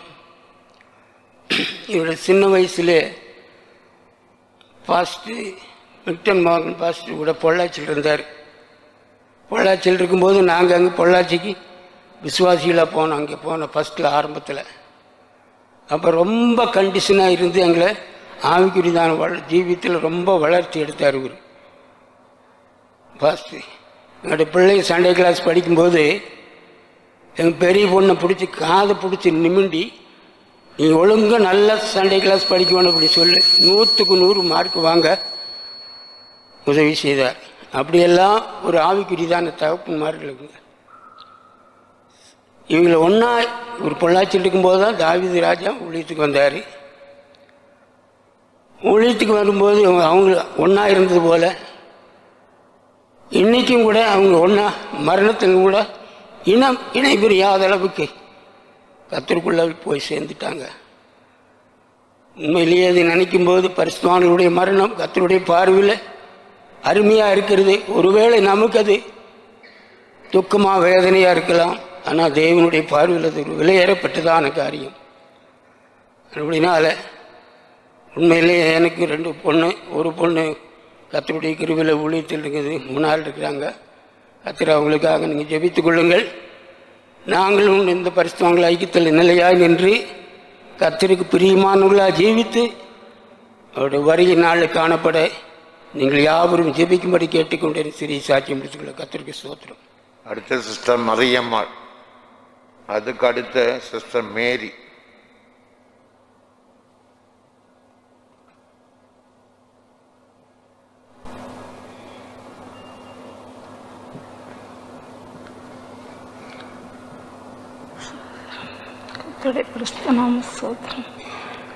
என்னையும் கூட எந்த இடத்துல ஒரு சாட்சியாக நிறுத்தினபடினால நன்றியோடு சோதரிக்கிறேன். அவருடைய நாட்களிலிருந்து கூட நாங்கள் 6 பேர் இருக்கும் பொழுது நாங்கள் எங்களுக்கு ஒரே தம்பி என்று சொல்லி தம்பி என்று சொல்லி தான் நாங்கள் கூப்பிடுவோம் எல்லாரும். ஆனால் தம்பி தம்பி என்று சொல்லி கூப்பிடும் பொழுது அவங்க எல்லாருமே தம்பி என்று தான் கூப்பிடுவாங்க. ஆனால் நாங்கள் தம்பிங்கும் பொழுது அங்கே எங்களுள்ள சர்ச்சில் இருக்கிற பாஸ்டர்மாரும் கூட இல்லை நான் ஒரு பேர் சொல்கிறேன், நான் கோயில் பிள்ளைன்னு சொல்லி கூப்பிடுறேன் அப்படின்னு சொல்லுவாங்க. அவர் கோயில் பிள்ளைன்னு சொல்லும் பொழுது நாங்கள் எங்கள் அம்மா கூட பேசுவாங்க, என்ன கோயில் பிள்ளைன்னு கூப்பிடுவீங்க, ஐயோ அவங்க சர்ச்சுக்கு போயிடுவாங்க, வேண்டாம் அப்படி சொல்லாதீங்க அப்படிம்பாங்க. அப்புறம் ஒரு நாள் எங்கள் அம்மா சொப்பனம் கண்டுட்டும் கூட அவள் ஊழியத்துக்கு போக நான் சொப்பனம் கண்டேன், நீங்கள் யாருமே தம்பிக்கிட்ட சொல்லிடாதீங்க அப்படின்னு சொல்லி சொன்னாங்க. அப்பொழுதும் கூட நான் நினச்சேன், சரி நானும் சொல்லலை, அதே மாதிரியே நான் மறைச்சி வச்சுருந்தேன். அப்புறம் ஒரு பொழுது வாலிபர் கூட்டத்துக்கு வரும் பொழுது அவங்க வந்து ஊழியத்துக்கு போகணும்னு சொல்லி எல்லாம் இது பண்ணி வரும் பொழுது அந்த சர்ச்சுக்கு வந்துட்டு இரும்புலியூரில் வரும் பொழுது அவங்க ட்ரெஸ் எல்லாம் மாறி எல்லாம் காணாமல் போய்விட்டது. ட்ரெஸ் மாற்றுறதுக்கும் கூட ஒரு துணி கூட இல்லைங்க. அப்பொழுது நினச்சேன், என்ன பண்ணுறது, இந்த துணி மாற்றுறதுக்கும் கூட துணி இல்லையே, எல்லாம் தூக்கிட்டு போயிட்டாங்க பெட்டியோட, என்ன செய்கிறது அப்படின்னு. அப்போ என் தங்கச்சி ஒன்று ஊழியத்துக்கு வந்திருந்தது, அது யாரோ கிட்ட வாங்கி துணி மாற்றுறதுக்கு எல்லாம் துணிகள்லாம் மாற்றி கொடுத்தாங்க. அந்த துணியை மாற்றிட்டு வந்து அப்போ போனாலும் துணியே போனாலும் பார்த்தேன் நான். அதோடு இந்த வருஷத்துலேயே நான் ஊழியத்துக்கு போகிறேன்னு சொல்லி ஊழியத்துக்கு யாருக்கிட்ட சொல்லாமையே வந்து ஊழியத்துக்கு வந்துட்டாங்க. அப்படியெல்லாம் ஊழியம் செஞ்சேன். அந்த ஊழியத்துக்கு வந்த நாள்லேருந்து அவங்க நல்ல ஒரு பிரதிஷ்டையாக இருந்தாங்க. யாருக்குமே ஒரு நாளும் கூட ஃபோன் பண்ண மாட்டாங்க. தாய் இருந்தாலும் வீட்டுக்கு வரவில்லைங்க. அப்படியெல்லாம் ஒரு பிரதிஷ்டையாக தன் ஊழியம் செஞ்சாங்க. அப்போ மறுபடியும் கூட நாங்கள் நினச்சோம், நாங்களாவது ஃபோன் பண்ணினாலும் கூட ஃபோன் ஒரு வார்த்தை 2 வார்த்தை அதோடு சரி மறுபடியும் எங்கள் கூட பேச மாட்டாங்க. அப்படியெல்லாம் ஒரு பிரதிஷ்டையாக இருந்து ஆனாலும் கூட இந்த நாட்களில் இப்படியெல்லாம் இருந்து அவரோட ஊழியத்துக்கு போகும்பொழுது நாங்களும் அவருடைய வேலைக்கு காணத்து நம்மளுக்கு உதவி செய்யும் அந்த ஊழியங்களை உண்மையாக செஞ்சாங்க. அந்த கடைசி வரைக்கும் நாங்கள் எல்லோரும் கர்த்தரை எங்களுக்காக ஜெபிக்கும்படி ஸ்ரீ சாட்சி முடிக்கிறோம்.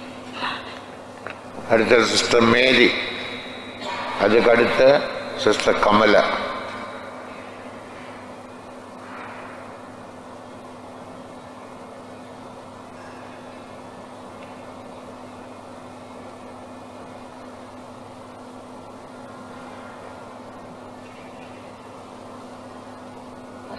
சோத்திரம் நாட்களில் கூட தாவீது வெள்ளிக்கிழமை அன்னைக்கும் கூட ஃபோனே பண்ண முடியறதில்ல, பேச முடியறதில்லை. நான் எப்போ பேசுறதுன்னு தாவீதுகிட்ட பேசும்போது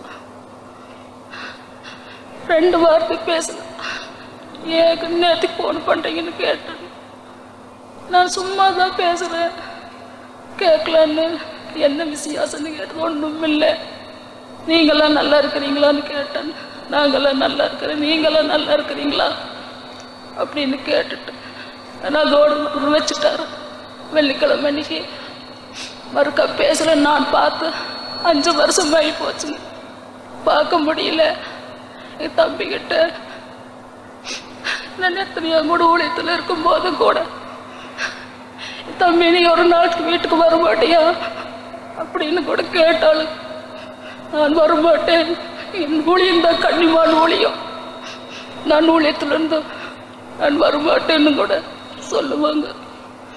அம்மா செத்து அப்பா செத்து நீ வரலையெல்லாம் எல்லாரும் இப்படியெல்லாம் ஜனங்கள் பேசுறாங்க அப்படின்னு கூட கேட்டாலும் எனக்கு ஆத்துமாக்கள் தான் எனக்கு முக்கியம், எனக்கு அம்மா அப்பா முக்கியம் இல்லைன்னு கூட சொல்லுவார்கள். ஊழியத்துக்கு போகும்போது எல்லாம் கூட ஜனங்கள் தடை பண்ணினாங்க. ஒரு பிள்ளை ஊழியத்துக்கு அனுப்புனா 10 15 ஊழியத்துக்கு அனுப்பாட்டி என்ன அப்படின்னு கூட ஒரு ஜாதிக்கு மக்கள்களை அப்படி எல்லாரும் பேசினார்களே. தம்பி எதுக்குமே கீழ்படியாது ஆண்டவருக்கு ஊழியத்துக்கு ஒப்பு கொடுத்து ஊழியத்துக்கு வந்துட்டாங்க. நானும் கூட இப்படியெல்லாம் இருக்கிறேனே அப்படின்னு கூட எனக்கு ஒவ்வொரு நேரத்துலையும் கூட என் தம்பி பற்றி நான் அன்னாடி ஜெபம் பண்ணுவேன். நைட்டுக்கும் பகலுக்கும் எல்லாத்திற்கும் ஜெபம் பண்ணுவேன். ஆண்டவர் எங்களுக்கு இப்படி எல்லாரும் சோதனை கொடுத்துட்டாரு. என் குடும்பத்துக்காக ஆண்டவரே, நான் தம்பி நானும் ஹாஸ்பிட்டல் இருக்குதுன்னு எனக்கு தெரியல, பெய்தோமில் தான் இருக்கிறாங்கன்னு நான் இருந்தேன். எனக்கு யாருமே சொல்லல. நான் டிவி பார்க்கும்போது தான் எனக்கு தெரிஞ்சது என் தம்பி மறித்து போயிட்டான்னு.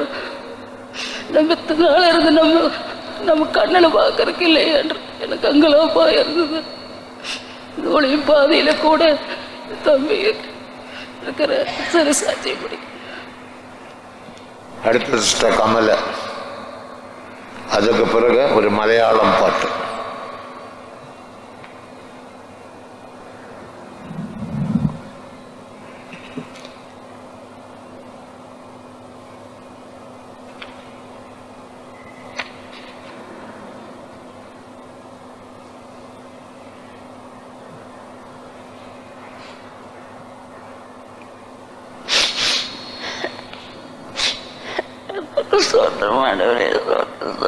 தம்பி எங்களை அலையை விட்டுட்டு நீ எதிர்வைக்கலையே சாமி. நான் வீட்டுக்கு பெரிய நின்று சந்தோஷப்பட்டு தம்பி நீ வான்னு சொன்னேன். நீ நல்லா இருக்கிற போது நீங்கள் வாங்க நீங்கள் எனக்கு வர முடியலையே. அது இல்லாத என்னை அலையை விட்டு போட்டு உனக்கு யார் என் கவுங்களுடைய அப்பா இல்லை, எங்கள் அம்மா இல்லை, எங்கள் அண்ணன் இல்லை, யாரும் இல்லையே. நான் அநேதியாக இருக்கேன். என் பையனை வச்சுக்கிட்டு நான் நம்மோடு இருக்கேன் சாமி. நீயும் விட்டுட்டு இப்படி போயிட்டே நான் எப்படி என்ன பண்ணட்டுன்னு தெரியலையே. இந்த வயசு நீ 8 வருடம் சேர்ந்து எனக்கு எனக்கு யாரு சொல்லுவாங்க சாமி. நான் அநேதியாக இருக்கேன். அப்பா என் பிள்ளையெல்லாம் வர முடியாது, மயக்கமா படுத்து கிடக்குறாங்களே ஊர்ல. நீ 4 நாளைக்கு முதல்ல அத்தனை பேசுனீங்களா வரும் நைட்டில். இன்னைக்கு 6 பேசுவாங்க நடந்துட்டு கிடக்குறாங்களே. நான் என்ன பண்ணேன்?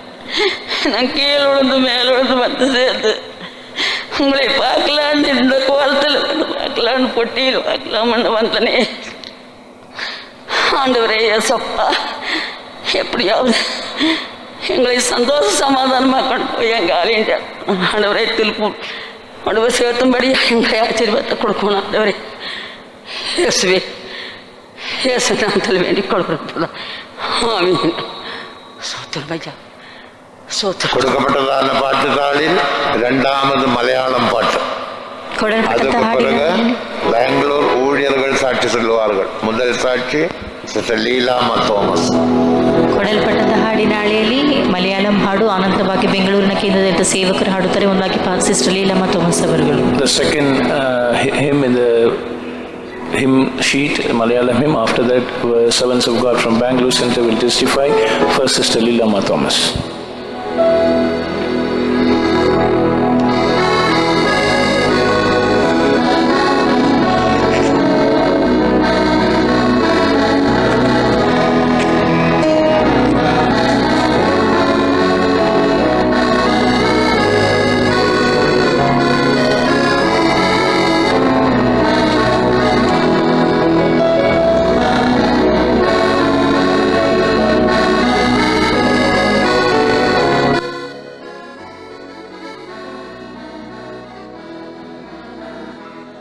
ആശ്വാസപ്രദനേ നിൻ മോഹം കാൺമാൻ എന്നുള്ളം വാഞ്ചിക്കുന്നേ.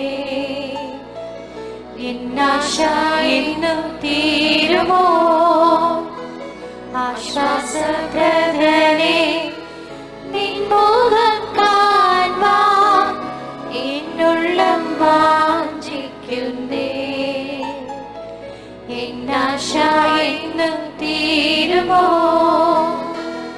വേല തീരച്ച വിശുദ്ധരെല്ലാം മറഞ്ഞിരുന്നേ നിന്നിൽ. വേല തീരച്ച വിശുദ്ധരെല്ലാം മറഞ്ഞിരുന്നേ നിന്നിൽ. പ്രിയ യേശുവേ, നീ എന്റെ ജീവൻ, എനിക്കു മരണം ലാഭമേ. പ്രിയ യേശുവേ, നീ എന്റെ ജീവൻ, എനിക്കു മരണം ലാഭമേ. ആശ്വാസപ്രദനേ നിൻ മോഹം കാൺമാൻ എന്നുള്ളം വാഞ്ചിക്കുന്നേ. എന്നാശ എന്നു തീരുമോ? ആശ്വാസപ്രദനേ നിൻ മോഹം കാൺമാൻ എന്നുള്ളം വാഞ്ചിക്കുന്നേ. എന്നാശ എന്നു തീരുമോ?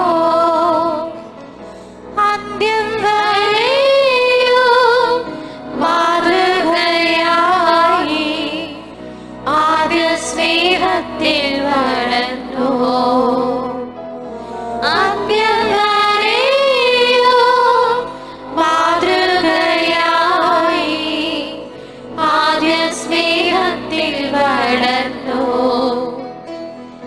അന്ത്യകാലത്തിൽ അവകാശം പ്രാപിപ്പാൻ അക്ഷയരൂപരായി ഉയിർക്കുമേ. അന്ത്യകാലത്തിൽ അവകാശം പ്രാപിപ്പാൻ അക്ഷയരൂപരായി ഉയിർക്കുമേ. ആശ്വാസപ്രദനേ നിൻ മോഹം കാൺമാൻ എന്നുള്ളം വാഞ്ചിക്കുന്നേ. എന്നാശ എന്നു തീരുമോ? ആശ്വാസപ്രദനേ നിൻ മോഹം കാൺമാൻ എന്നുള്ളം വാഞ്ചിക്കുന്നേ. എന്നാശ എന്നു തീരുമോ? നീലത്തിൽ വീണ ഗോതമ്പ് മണി പോൽ നാഥൻ സേവയിൽ മരിച്ചു. നീലത്തിൽ വീണ ഗോതമ്പ് മണി പോൽ നാഥൻ സേവയിൽ മരിച്ചു. സിംഹാസനസ്ഥനായി നിന്നോട് സിയോനിൽ സദാകാലം അവർ വാഴുമേ. സിംഹാസനസ്ഥനായി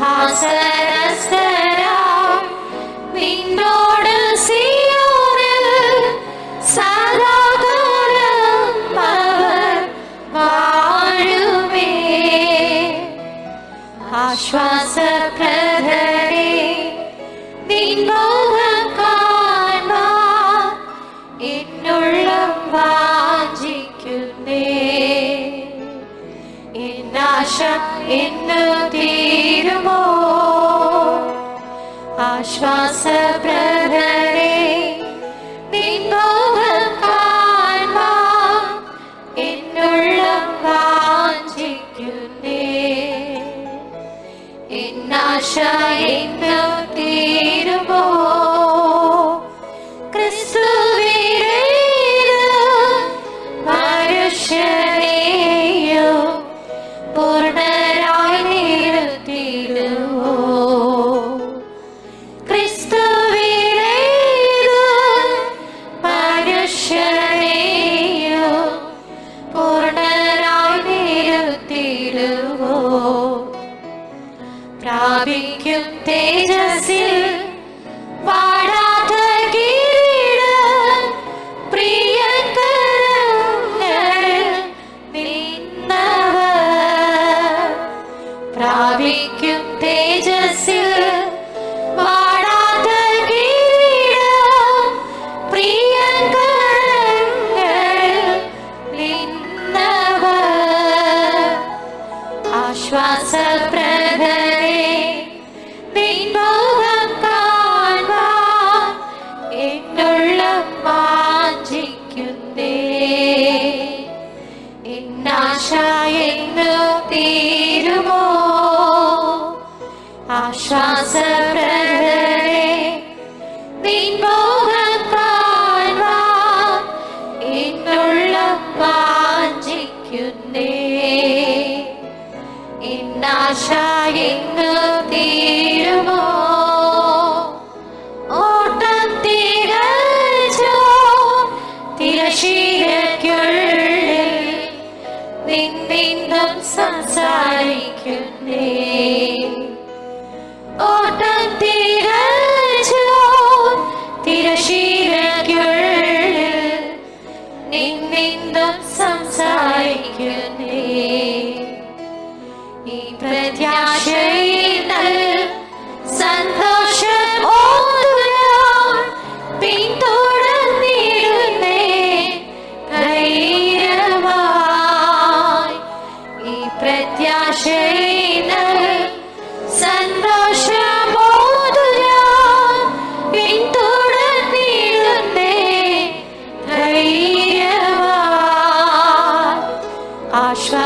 ആശ്വാസപ്രദരേ നിൻമുഖം കാൺമാൻ എന്നുള്ളം വാഞ്ചിക്കുന്നേ എന്നാശ എന്ന് തീരുമോ ആശ്വാസപ്രദരേ